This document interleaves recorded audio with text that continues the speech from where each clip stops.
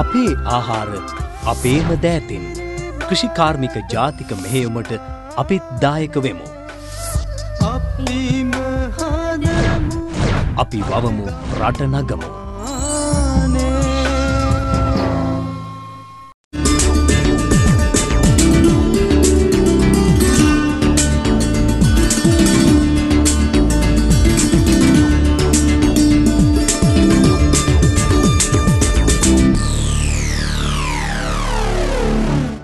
හොඳ දෙළුම් වගාවක් ආරම්භ කිරීමේදී ඊටාම වැදගත් කාරණේ තමයි සුදුසු රෝපණ ද්‍රව්‍ය සපයා ගැනීම.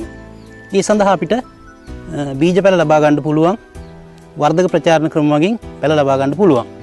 නමුත් විශාල පැල ප්‍රමාණයක් සපයා ගැනීමේදී ප්‍රායෝගික කිරීම අපහසු නිසා අපි බීජ මගින් පැල ලබා ගැනීම කරනවා.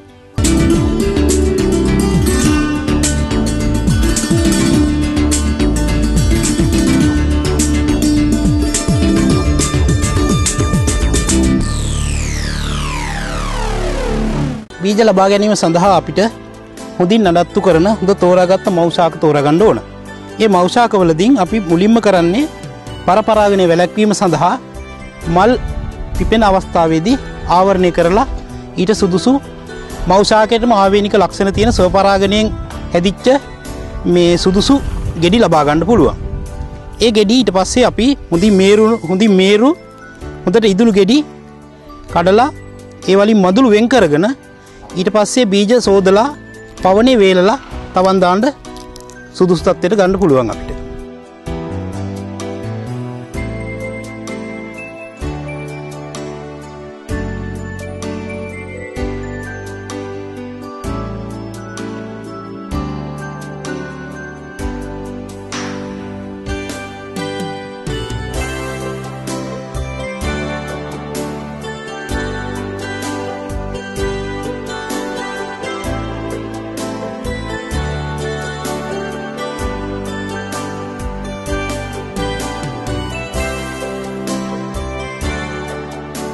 පවනේ වේලා ගත්ත බීජ පොලිතින් වල අසුරලා සීල් කරලා සීතකරණය එක අපිට මාස 2-3ක් වුණත් ඊට වැඩි කාලයක් වුණත් හොඳ ප්‍රෝහන ශක්තිය පවත්වාගෙන යන්න තියාගන්න පුළුවන්.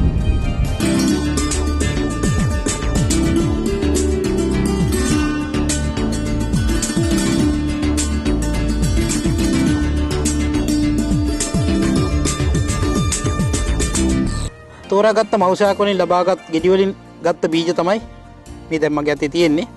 අපි දැන් මේ බීජ වැලි තවානක යොදලා තමයි ඉස්සෙල්ලා පැල කරගන්නේ.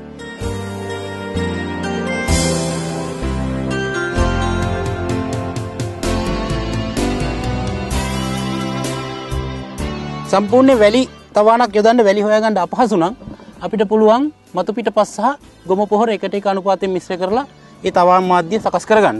දැන් අපිට මෙහි තියෙන සම්පත් අනුව අපි වැලි තවානක් සකස් කරලා තියෙනවා. දැන් අපි මේ වැලි තවානේ මේ බීජ තවන් කරනවා අඟල් 4න් 4ට වගේ පේලි තියෙන පරතරයට.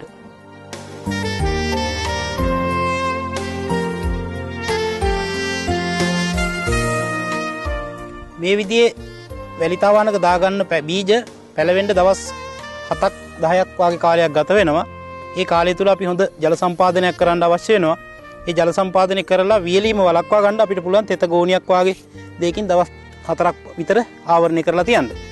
ඒ විදිහට ලබා ගන්න බීජ පැල මාසයක් සති 4ක් ගත වුණාට පස්සේ අපිට පුළුවන් පොලිතින් බෑග් වල මේ බඳුන් කරගන්න. ඒ සඳහා අපි පාවිච්චි කරන්නේ අඟල් 5 ගේජ් 300 කළු පොලිතින්. ඒට අපි මේ වගා මාධ්‍ය වශයෙන් යොදාගන්නේ මතු පිටපස් සහ කාබනික පොහොර එකට එක අනුපාතයෙන් යොදාගත්ත මිශ්‍ර කරගත්ත වගා මාධ්‍යයක්.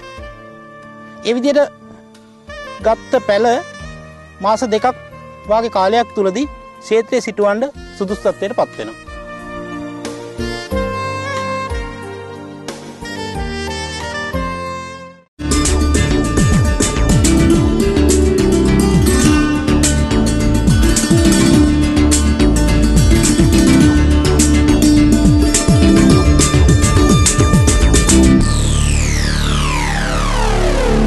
දෙළුම් වගාවේදී මම මුලින් කිව්ව විදිහට පැල ලබා ගැනීම මම කලින් කිව්වේ වර්ධක ප්‍රචාරණයෙන් සහ බීජ මගින් කරන්න පුළුවන් කියලා.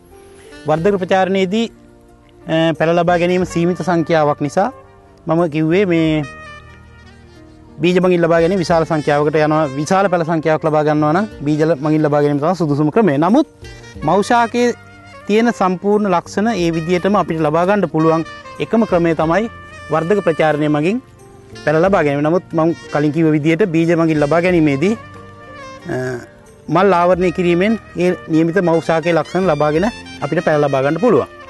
මේදී අපි කරන්නේ වර්ධක ප්‍රචාරණයේදී ලේයර් ක්‍රමය